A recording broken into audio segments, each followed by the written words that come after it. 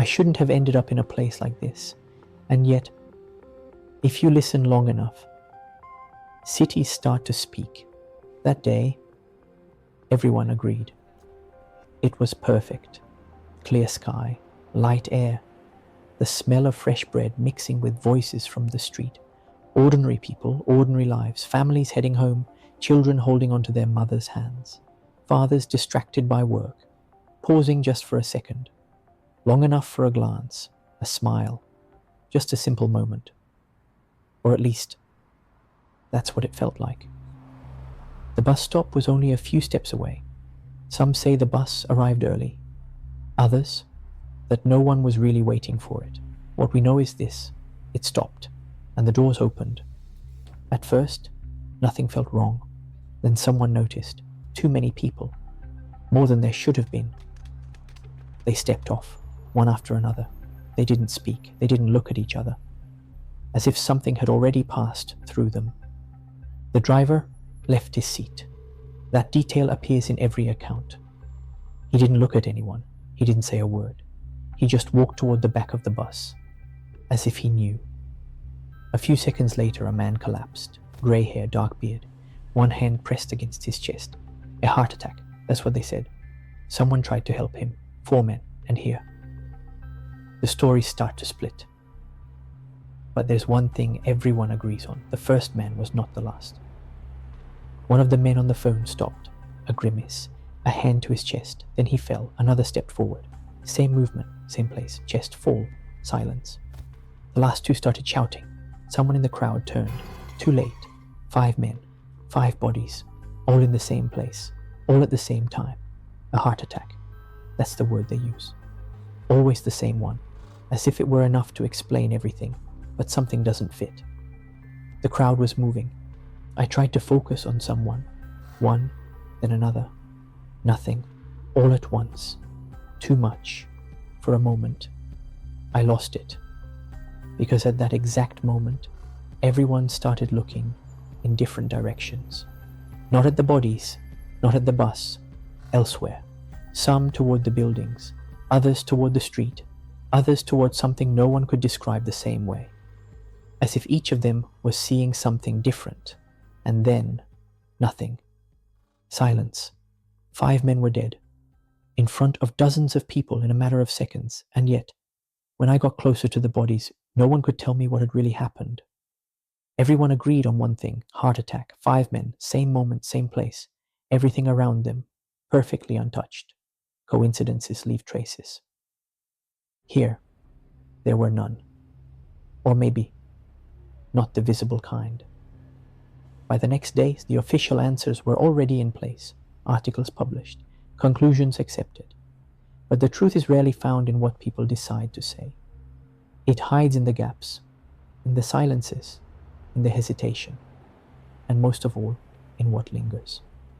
The driver was still working, not on the route, at the depot, where buses return at the end of the shift. I went there early. That's when people lower their guard, before they start performing. I found him next to his bus, same vehicle, same line. I didn't introduce myself right away. People talk more when they don't feel questioned. I stood close enough to enter his space, but not enough to force a reaction. I waited. He looked at me first, and in that moment, I listened, not to his words, to what comes before. A light tension, not fear, something else. The kind of discomfort of someone who's already been forced to tell a story once and doesn't want to do it again. When I spoke, I didn't ask direct questions. I repeated his version. People trust those who don't change their story. He nodded. Then I added a detail, small, almost irrelevant. Who was sitting next to them? Silence. Silence is always an answer. I didn't feel it. And then something shifted. The tension moved from resistance to memory. He described the 5 men. Rough, heavy presence. But that, I already knew. Then came the useful detail. Annoying. Not for anything specific. Just enough to disturb the people around them. And then, he pointed someone out. A woman. He said she lived near him, that she often took that line, that on that day she was sitting next to them. He didn't add anything else. He didn't need to. When people feel they've said enough, they stop. He gave me her contact. I thanked him, and I left. I found her outside the city, where houses thin out and fields take over. Wheat, water channels, a simple system that keeps everything alive. She opened the door almost immediately. I used the driver's name. Connections open doors, more than questions. She let me in.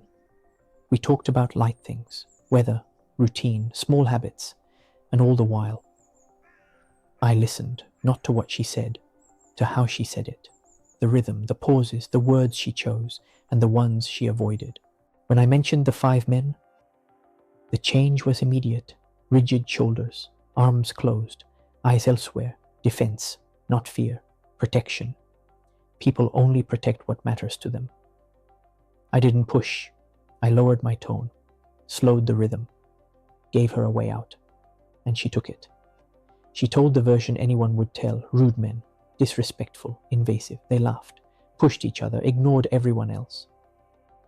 One of them was on the phone, always, speaking quietly, and there. She stopped. But this time it wasn't a block, it was a choice. I looked at her face, and for a moment, something passed through. Not a memory, an echo, fragments, broken words, a tense tone, a kind of urgency that didn't belong to a normal conversation. Not enough to understand, enough to know there was more. So I didn't ask what she heard. I asked something else. Who were they? Defenses don't break. They're bypassed. And she spoke. She said those 5 weren't just anyone, that the police knew them, had seen them before, and somehow let them operate. A gang, maybe. She didn't know more, or maybe she didn't want to. But it was enough. Because if what happened on that bus wasn't random, then someone was hiding something. And at that point, there was only one direction left. The families. Where to find them. One of the 5 had to live nearby. I started from the neighborhood just before the incident, along the bus line. In that area, death is announced on walls. Simple posters, a face, a name, a date. 3 that day. One of them matched. Grey hair, dark beard, close enough to be a start. The rest was easy. Neighborhoods remember, always. The barber across the street didn't even have to think. He knew the widow. For years. Said she always sat in the same chair, spoke little, never changed her haircut. Habits. That's how people are remembered? He pointed at a photo on the wall. Simple style, short hair, same face. It was her. Then he nodded toward the street. She'll be back soon. She always shops at this hour. Routine, and routines rarely fail. I waited. She arrived with grocery bags. Slow steps, distant eyes, the kind of emptiness that hasn't found a name yet. I didn't speak right away. I walked beside her. Pain shouldn't be interrupted. It should be accompanied. I offered help. She accepted. She invited me in. Inside, she asked if I wanted coffee with biscuits.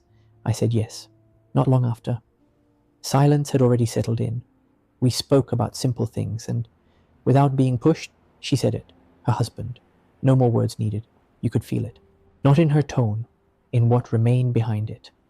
A real bond, not perfect, but necessary. He held everything together. Now, he was gone. I asked about the other 4, colleagues. That's what she said. A simple word, too simple. When I asked what they did, she hesitated. Just a moment. Fingers tense, held tight in her hands. Words say a lot, gestures and pauses say more. And then I felt something, not images, pressure, as if part of the truth was being held back with force. I didn't insist. I changed direction, asked something else. How they met, how long they'd lived there, who handled the house. Simple questions, safe ones. Her voice relaxed. The rhythm returned, and while she spoke, it came back. The work, on its own. Defenses don't break, they're bypassed. She didn't say it directly, but she let it surface. Robberies, banks, a precise system, repeated, not improvised. I asked if they had enemies. She shook her head, said that a week earlier they'd been arrested, then released. Bail. A short appearance on TV, nothing too unusual. Then she added something else. The money. They didn't keep it all. Part of it was distributed, quietly, in the neighborhood. The rest, just enough to live. Banks recovered, insurance covered. The system absorbed it. Everyone happy, that's what she said. And she wasn't lying, that much, I know. Then a chill. I stayed still. Everything faded. Not because of what she said, because of what didn't add up. 5 men, same moment, same gesture. That's not luck, that's not coincidence. Someone caused the impossible death of 5 people at once. And then a possibility, uncomfortable. What if someone had an ability, something like mine, but without control, or worse, without understanding what they were doing? 5 men at the same time, only linked the same work. Not a coincidence, maybe. There was someone else other than me.